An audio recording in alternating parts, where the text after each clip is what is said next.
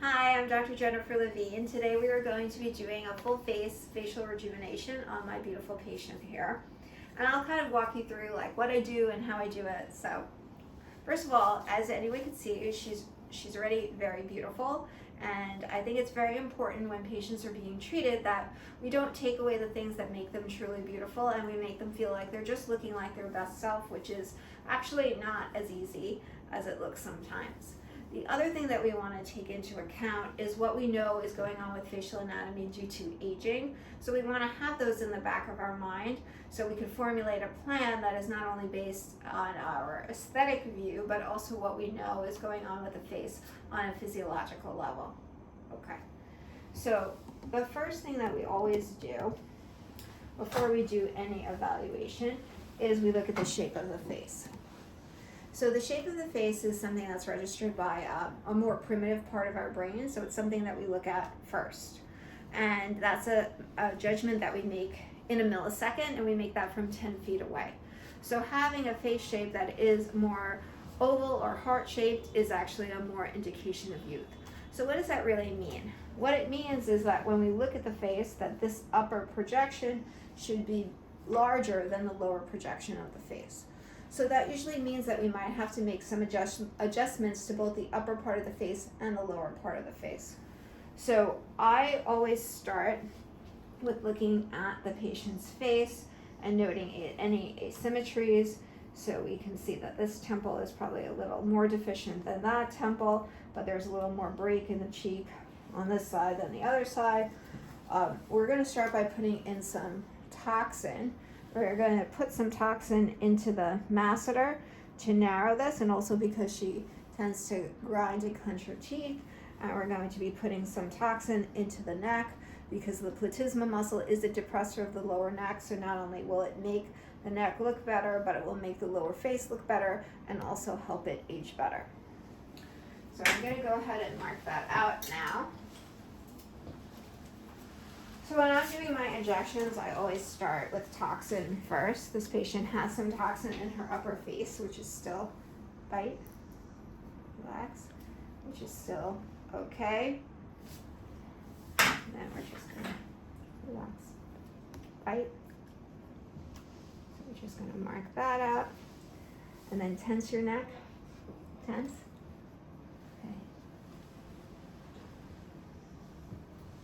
And we're going to do some of these necklace lines. Okay. So we're going to start on this right side here.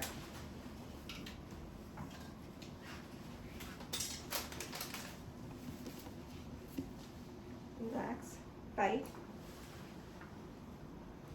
And I like to always keep my finger on the masseter. And masseter is technically the deeper plane. So you actually have to go through the first layer of facial muscles into the next one. So the masseter marks the border of where the deep plane facelift would begin. So it's a nice anatomic mark. Relax, bite. Excellent.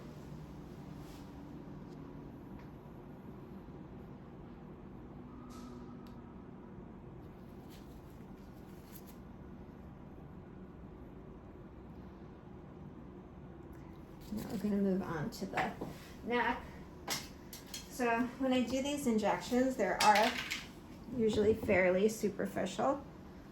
By making the injections pretty superficial, we also are going to get some improvement in the skin quality and texture and also repositioning. The platysma is actually also a very superficial muscle. So this is definitely a more superficial injection than a deeper injection.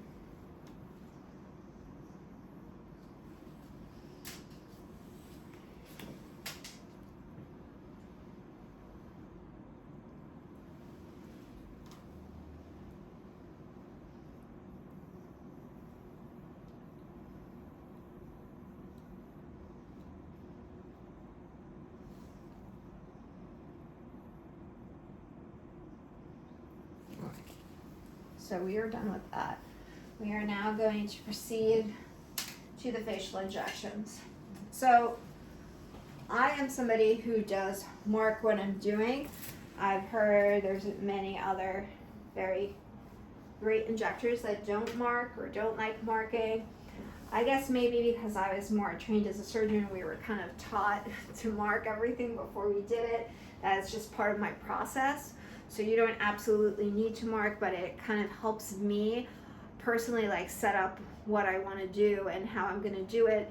It also makes me focus on those different parts of the face, so I'm making sure that I'm really paying close attention to what I'm doing. So I'm going to just mark out the temporal line here. Mark out some other lines. Make some changes to the. So now we're going to start, and we're going to start using some calcium hydroxyapatite. I am somebody who usually injects with a needle. You can use a cannula for this injection, but I am just someone who personally likes to use a needle. I'm going to place the needle. I do draw back. I know that all of the studies show that you need to probably hold that drawback for 30 seconds in order to be more accurate, that you are not in a vessel, but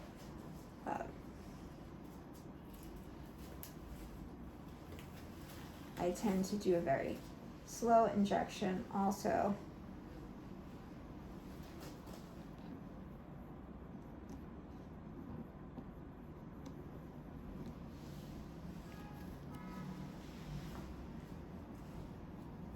I like to start my injections laterally and go medially.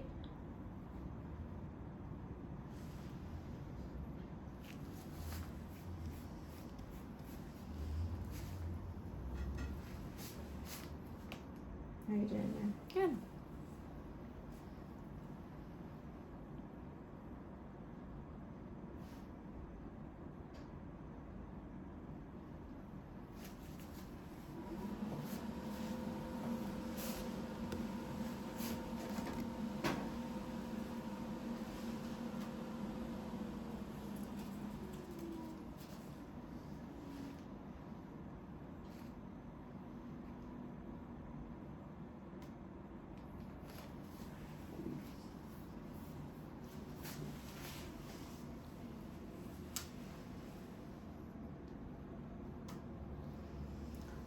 I also will examine the patient in multiple positions as I'm injecting, because obviously things look different when the head is back than it can look when the head is more forward.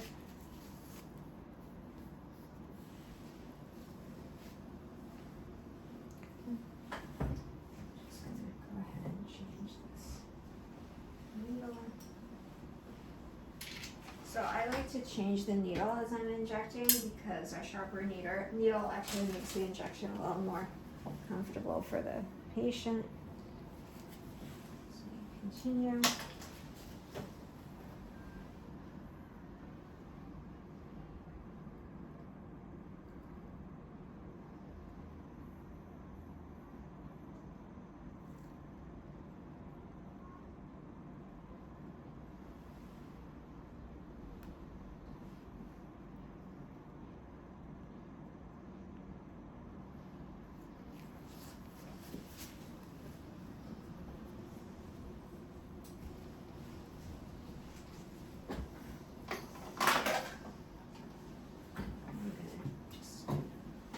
The other side for a moment.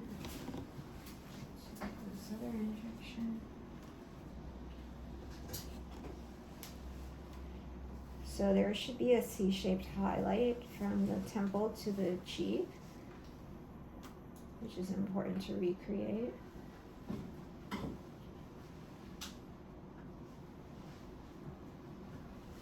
I don't like to over-inject the cheek or the temple, or pretty much any area.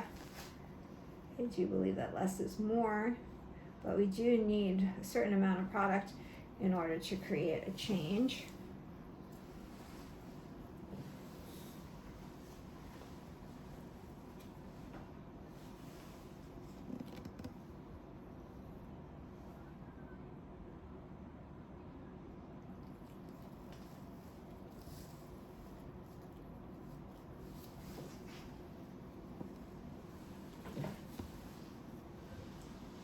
So calcium hydroxyapatite tends to be a little more robust and can appear more prominent immediately after the injection. This might last for a couple of days. Some people like it. Otherwise, it can occasionally give people a little more of an avatar like position, look, but that does fade.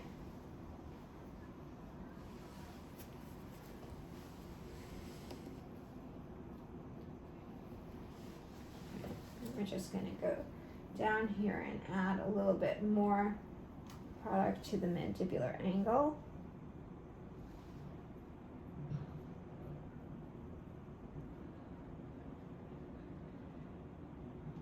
So the mandibular angle should be more of a L shape. Unfortunately, as we get older, it can contract and appear a little bit more like an I. I do not personally like an extremely square jaw. I feel like on a lot of people it may be masculinizing. I don't know if I said that right, but you know what I mean. But a little bit is helpful. What I also like about the calcium hydroxyapatite, it is going to also cause the patient to produce their own collagen, which means as time goes on, it actually looks better. So I think it's an excellent product.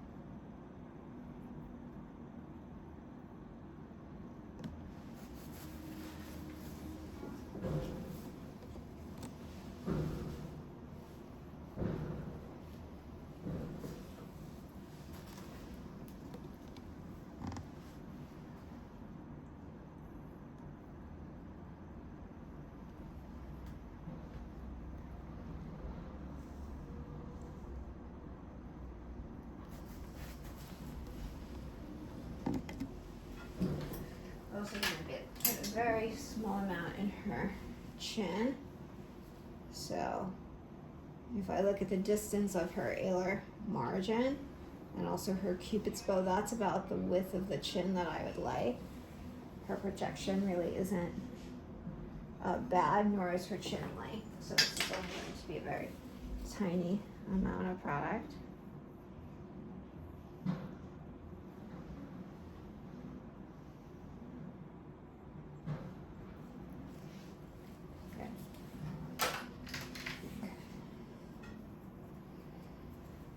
So I tended to use the calcium hydroxyapatite for the more lateral aspects of the face where I was trying to do a little more lifting. We won't get too much into whether fillers really lift or don't lift, because that's a controversial subject. So maybe lifting isn't the right term, but maybe filling or repositioning, maybe that will be easier to deal with. So now we're going to switch to a different product, which is going to be a kind of like a mid-level HA product. And we're going to use that a little more in the central part of her cheek, since I want to go a little more superficially.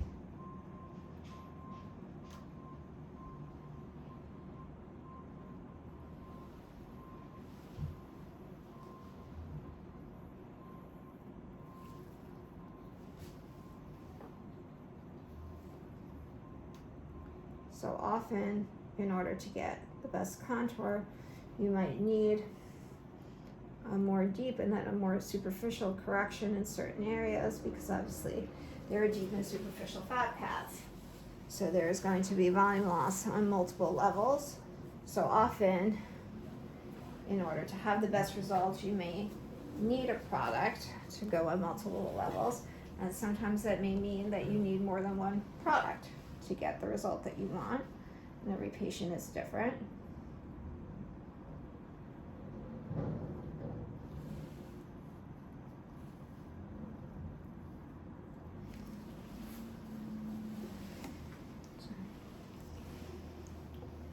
Put your chin down a little bit. So I always look to check that the contour of both cheeks is even. In this case, look up. Just add a little more over here. Perfect. Okay. Chin down. Smile. And I also like to have the patient smile to make sure that the cheek is not becoming too prominent. Okay. We're now going to put a little bit of the product into the piriform aperture.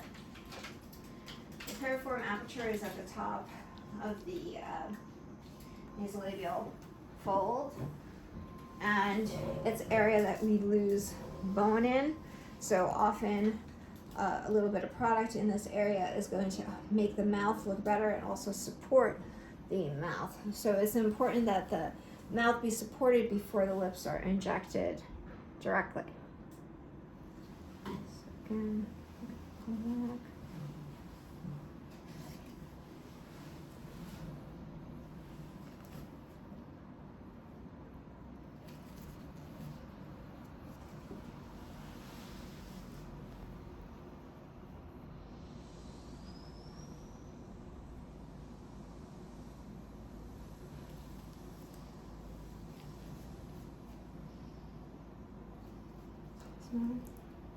Relax, okay. And I'm just going to add a little bit more to these folds.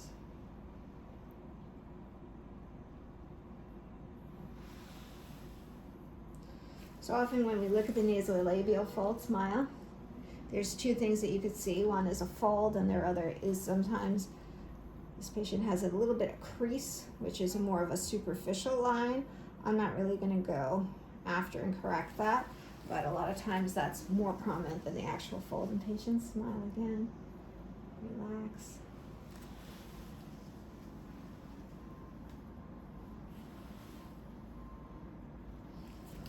Okay, good. And now we're going to go to a more superficial HA product for some of the oral commissures and other more superficial injections. Just open your mouth slightly.